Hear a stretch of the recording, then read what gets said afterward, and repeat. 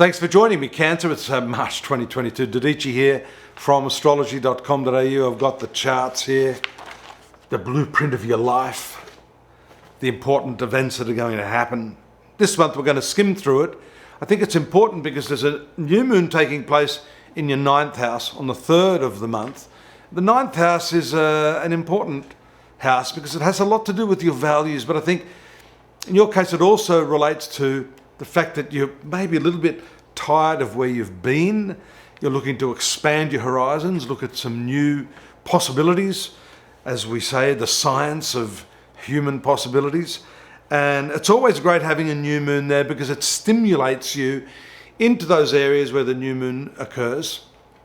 Even if you've found it a little bit hard, you've been a little lethargic, you've been a little bit down, you know, the whole sort of scenario with what's happening in the world right now isn't exactly encouraging, but the new moon can encourage you. And so I encourage you to be encouraged.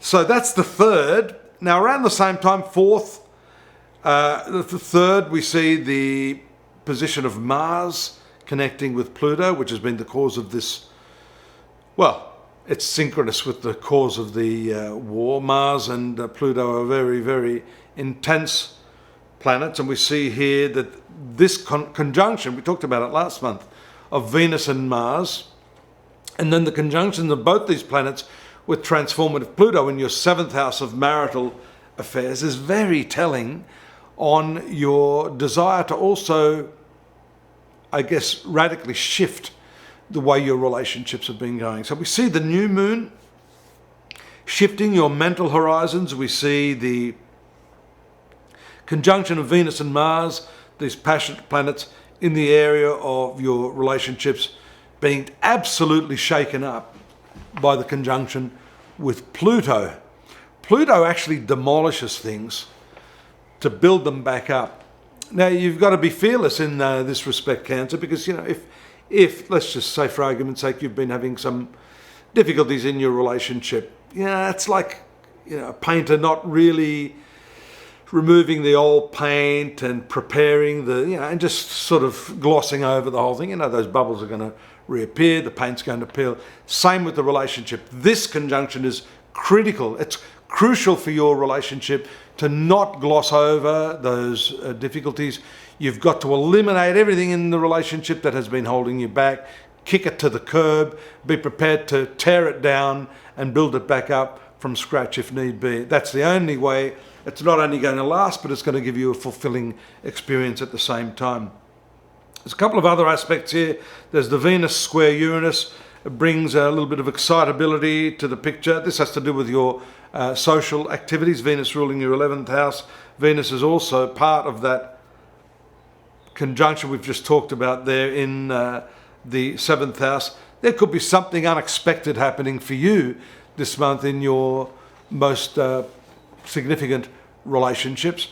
And we also see at that time, a day earlier actually, the full moon occurring in the sign of Sagittarius, which is your 6th house. So maybe new light being shone on some of your health aspects, a need for you to possibly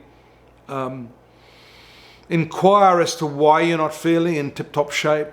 6th house, wherein this full moon takes place, also has to do with your professional service, the locality in which you work. Sometimes these transits, when they play out in this area, have a lot to say about the connection between the work you're doing, the environment in which you work, and the people that you work in, especially if you're working with a lot of emotional vampires, if you know what I mean. Then all of that stuff just starts to compound and impact on your health. So do take a look at that. The full moon, in spite of yourself, will force you to look at that sort of stuff. The latter part of the month, we see Mercury coming into conjunction with Jupiter. Mercury is a strong communication planet. It is also related to your 12th house. So you've got to be careful here that what you say is not said impulsively. Mercury is moving into the sign of Pisces this month as well on let's have a look here, the 10th. So earlier in the month, you may find yourself at a loss for words or saying things that you wish you wouldn't have said. So it's important for you to be a step ahead of your mouth. before it utters those words, because you know you can never take that word back once it's been uttered.